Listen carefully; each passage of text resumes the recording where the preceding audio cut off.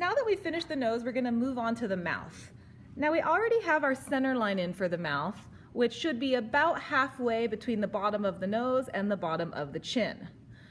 Now to figure out how wide the mouth is, usually the corners of the mouth line up exactly with the center of the pupils.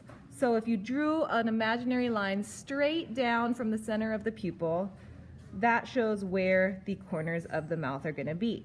Now right now you are almost positive once you get this line in to think your mouth is too wide, but just trust me that once we get the full shapes of the lips in, and once we get the hair and everything around it and finish the chin, it's not going to look too wide anymore. So don't cheat and bring it in.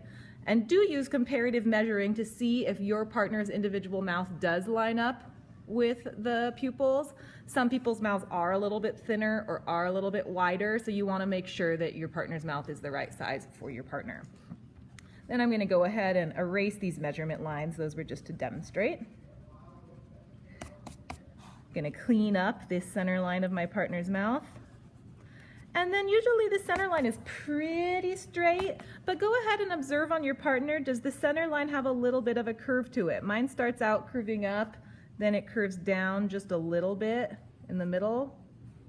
So it kind of curves up on the edges, and then a little down in the middle, but it's very, very subtle usually if it does curve at all. Next, we're going to observe the shape of the upper lip. And my upper lip is pretty thin. It actually comes in a little bit before it really starts rising at all. So on each side, I'm going to bring it in a little bit. And then it kind of starts coming up, just a subtle curve. And then in the middle, there's a little bit of a subtle dip like this. So that's the shape of my upper lip. Before I move on to my lower lip, I'm actually going to shade in my upper lip. So I'm going to make sure that the line on the outside is really, really light. Don't make your outline dark, or else it's going to look like your person is wearing really dark lip liner, and you don't want that. So then I'm going to use my little pencil motions to shade in that whole upper lip, just sort of a medium value. Make sure there's not a dark outline. It should all be the same value, including the edge. And there I have my upper lip. Next, I'm going to very, very, very lightly draw in the shape of my lower lip. As I'm doing this, I'm observing, is my lower lip thinner or thicker than my upper lip? Usually it's a little bit thicker, but not for everyone. And again, my lower lip is pretty thin. I have thin lips, so mine kind of comes in like this. And then again, really, really important once you get the line in that you go back if you need to and erase it so it's like a ghost line. Because our lower lip is very light. Usually the light is actually shining right onto that lip because it's angled upwards slightly, whereas our top lip is sort of angled downward, so it has more of a cast shadow. But our bottom lip is usually in highlight. So usually there's a little bit of a shadow on just the top edge of the lip because the upper lip is casting a shadow onto the lower lip.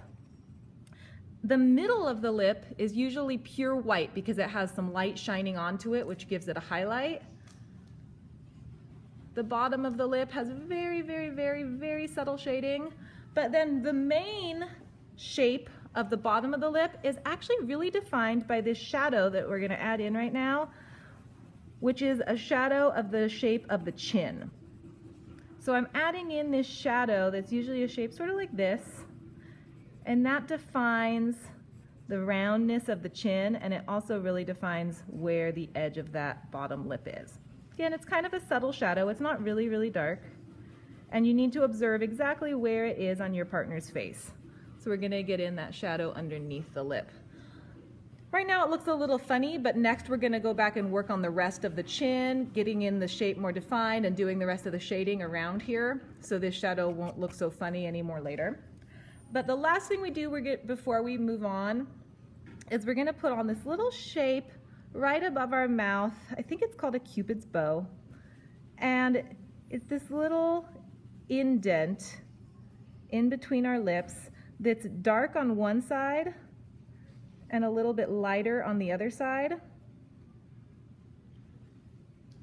And it shows this little kind of indentation in our skin between the lip and the nose. So we'll go ahead and put that in. And we'll also notice there might be just a little bit of shading on one side. Not dark enough to make your person look like they have a mustache or something, but you can notice if there's a little bit of shading right there. And that's the end of the mouth and the area around the mouth. Next, we'll work on the chin and the jawline.